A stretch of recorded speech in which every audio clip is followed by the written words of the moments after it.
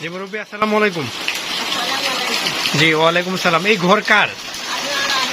আচ্ছা আচ্ছা, এই যে পানি পড়তেছে, এটা কি ঘরের মধ্যে পানি পড়তেছে? হ্যাঁ, আচ্ছা বলেন তো কি খোঁজ খবর আপনার? আচ্ছা, অনেক কষ্টের মধ্যে আছেন। আচ্ছা, আপনার ছেলে মেয়ে কয়জন?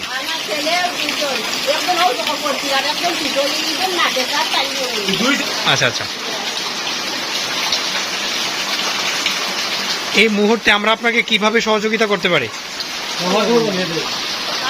দর্শক, আপনারা দেখতেছেন বাহিরে বৃষ্টি পড়ছে, বাহিরে বৃষ্টি পড়তেছে।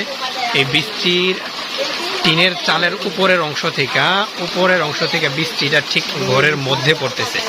এটা হচ্ছে ঘরের মধ্যে এই হচ্ছে বালতি দেওয়া ঘরের অংশ। এটা ছোট মোটো একটা কালভার্ট ড্রেন হয়ে গেছে, এমত অবস্থায় পানিগুলো বাহিরে যাওয়ার জন্য। খুবই বিধ্বস্ত এবং অসহায় অবস্থায় আছে ভদ্রমহিলা। এই ভদ্রমহিলার জীবনযাপন রান্নাঘর এ হচ্ছে রান্নাঘরের ভিতরের অংশ। রান্নাঘরের মতো কিছু আছে বলে আমার মনে হচ্ছে না। কিভাবে রান্না করে, কিভাবে একটা মানুষ এভাবে বাঁচতে পারে আমার আসলে জানা নেই।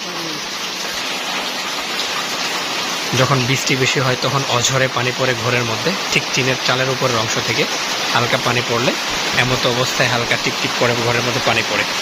একটা মানুষের জীবনযাপন কতটা কষ্টকর, কতটা যন্ত্রণাময় হতে পারে, আসলে আমতলী শমশাননগর এলাকার মানুষদের, ভাইদের কাছে না আসলে বোঝা বড় মুশকিল ছিল। টিনের চালের ছিদ্রের অংশ, ভিতরের ছিদ্রের অংশ টিপটিপ করে পানি পড়তেছে। একটা ছোট মোটো ড্রেন হয়ে গেছে, ড্রেনেরই একটা অংশ এইভাবে করে বাহিরে চলে যাচ্ছে।